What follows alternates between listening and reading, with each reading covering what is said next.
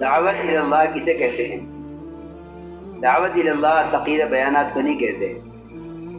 دعوت اللہ کہتے ہیں امت کو اللہ کی فرائض کی ادائیگی پر لانا. علماء نے ترجمہ یہ کیا ہے دعوت اللہ کا، یعنی دعوت الی فرائض اللہ. میں نے پہلی بات عرض کی ہے سب سے بڑا فریضہ ایمان. اس ایمان کے فریضے کی تعلیم کے لیے لوگوں کو ایمان کے حلقوں میں لے کر آنا یہ صحابہ کے عمل سے ثابت ہے. یہ فریضہ سب سے بڑا فریضہ ہے ایمان. اس ایمان کی تعلیم کے، اس ایمان کو سکھلانے کے لیے ایمان کے حلقوں پر لے کر آنا یہ صحابہ کا معمول میں عرض کر چکا ہوں. دوسرا فریضہ نماز ہے. نماز پڑھو نماز پڑھو نماز پڑھو نماز پڑھو.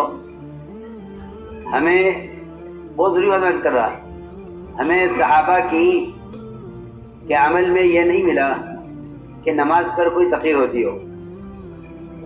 ہمیں صحابہ کے عمل میں یہ ملتا ہے، صحابہ کے عمل میں یہ ملتا ہے کہ اللہ کے اس فریضے کی ادائیگی کی طرف لوگوں کو لانا، لوگوں کو ادائے فرائض پر لے کر آنا. میں نہیں کہتا کسی کو مجبور کیا جائے، نہیں. آپ ذرا غور کریں میں کیا عرض کر رہا. اذان کی مشروعیت سے پہلے بلال رضی اللہ تعالیٰ عنہ تمام گھروں پر جا کر سب کو نماز کے لیے لے کر آتے تھے. اذان شروع نہیں ہوئی تھی. اس دقت پر یہ ہوا کہ لوگوں کو نماز کے لیے جمع کرنے کے لیے کوئی ذریعہ ہونا چاہیے آواز کا.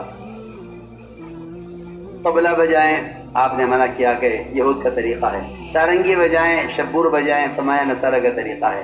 آگ جلا کر دھواں اٹھائیں، فرمایا مجوس کا طریقہ ہے. ہمارا طریقہ تو یہی ہے کہ سب گھروں پر جاؤ، ان سب کو نماز کے لے کر آؤ. اس تکلیف اور اس دقت، اس مشقت کے بعد پھر اللہ نے اذان دعوت تامہ دی ہے. میں عرض کر رہا کہ صرف نماز کی ترغیب دے دینا کافی نہیں ہے، بلکہ ادائے فریضے پر امت کو لانا. آپ پیار محبت سے بازار میں ایک آدمی کو سمجھائیں 10 منٹ کے لیے ہمارے ساتھ مسجد میں آ جائیں، ہم بات کرنا چاہتے ہیں. آپ کو لوگ بلاتے ہیں، اپنے گھر میں بلاتے ہیں، آپ شرماتے ہیں انکار کرتے ہوئے. ایک فقیر اپنے گھر میں بلاتا ہے، آپ کہتے ہیں بیچارہ فقیر ہے، اس کے گھر جانا چاہیے، اس کا دل رکھنا چاہیے. ایک امیر، ایک وزیر آپ کو بلاتا ہے، آپ شوق سے فخر سے جاتے ہیں کہ جانا چاہیے، عزت ہوگی ہماری. ایک آدمی آپ کو اللہ کے گھر میں بلاوے، اسے کیا انکار ہے؟ یہاں لا کر اپنے ساتھ رکھ کر اللہ کے فریضے کی تعلیم دینا. حضور اکرم صلی اللہ علیہ وسلم بنفس نفیس خود یہ کام کرتے تھے. جب آپ کے مسجدوں کے نئے آدمی آتا تھا تو روایت ہے کہ آپ نماز خود سکھلاتے تھے.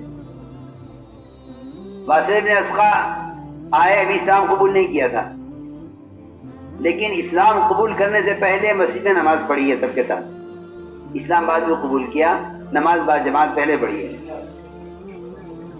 امت کو نماز کی ادائیگی پر لانا، مسجد کے ماحول میں آنے کے بعد باقی سارے کام ہوں گے. صرف نماز کی تعلیم، نماز کا اعلان، نماز کے بورڈ لگا دیے جاوے نماز قائم کرو نماز قائم کرو، یہ آپ کو صحابہ کی سیرت میں کہیں نہیں ملے گا، کہیں نہیں ملے گا.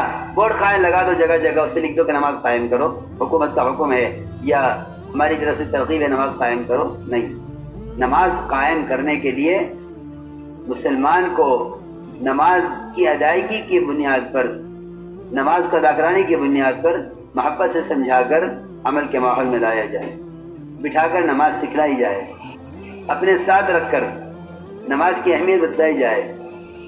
ایک چیز کی اہمیت آدمی بازار میں جا کر سمجھتا ہے، گھر رہ کر نہیں سمجھتا.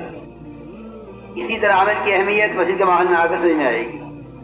اس طرح اپنی نماز، آنے والوں کو نماز سکھلانا اور نماز کی تعلیم دینا، یہ بذات خود آپ کا کام تھا. آپ مشغول ہوتے تو آپ کے صحابہ یہ کام کرتے تھے، کیونکہ نماز کے کمال پر دین کا کمال ہے.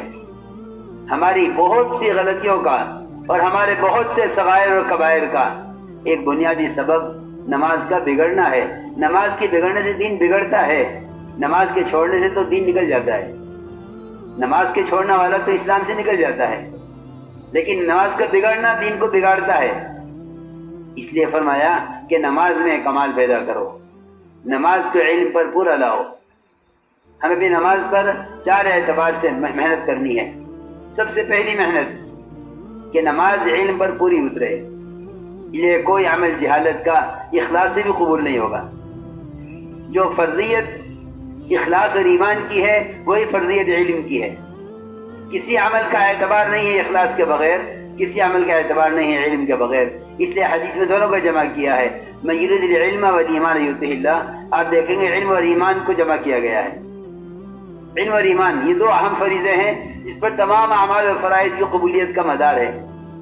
یہ 2 شرطیں ہیں عمل کے ساتھ، علم اور ایمان.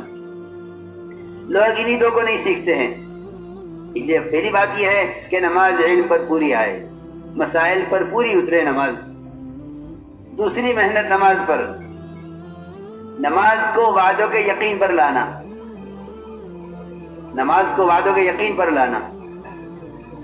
تیسری محنت نماز پر کہ اپنے مسائل، اپنی حاجتوں کو نماز کے لیے مؤخر کرنا. ہم اسباب کے لیے مؤخر کرتے ہیں، اپنی حاجت کو اسباب کے لیے مؤخر کرتے ہیں. اپنے ارادوں کو اگلی حکومت پر، اپنے ارادوں کو اگلے مہینے پر، اپنے ارادوں کو اگلے سال پر موقوف کرتے ہیں. یہ کام ابھی ہونے کا نہیں ہے. یہ کام جب ہوگا، جب فلاں عدالت فلاں جج ہوگا تو یہ کام ہوگا، ابھی نہیں ہوگا. آدمی اسباب کی موافقت کے لیے، بندہ اسباب کی موافقت کے لیے اپنی حاجت کو مؤخر کرتا ہے، حالانکہ سبب پر حاجت کا پورا ہونے کا وعدہ نہیں ہے. جو عمل پر حاجت کے پورا ہونے کا وعدہ ہے اس پر اپنے حوائج کو مؤخر نہیں کرتا. یہ بہت ضروری سمجھنے کی بات ہے. اپنی حاجت کو سبب کے لیے مؤخر کر دیتا ہے، اپنی حاجت کو عمل کے لیے مؤخر نہیں کرتا. پسند اس کی نماز صحیح نہیں ہے.